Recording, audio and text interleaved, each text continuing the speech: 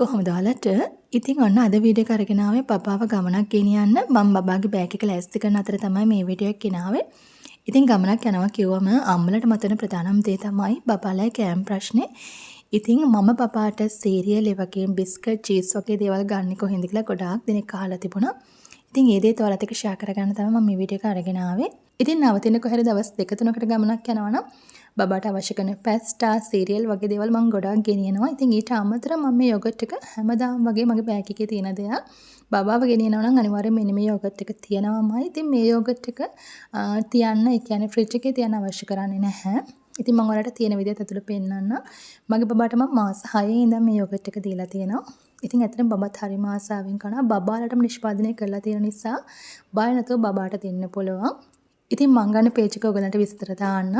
ඉතින් ලංකාවේ හොයාගන්න බැරි බබාලට ඕන කරන බිස්කට් වර්ග, සීරියල් වර්ග, චීස් වර්ග මේ හැම දෙයක්ම ඔයාලට මෙන්න මෙයාලගේ පේජ් එකෙන් හරිම විශ්වාසයෙන් ගන්න පුළුවන්. ඉතින් මෙයාලා හැම දෙයක්ම පිටරට ඉඳන් තමයි අපිට එවන්නේ. ඕනම කරන දෙයක් ඔයාලට මෙයාලගේ පේජ් එකෙන් ගන්න පුළුවන්.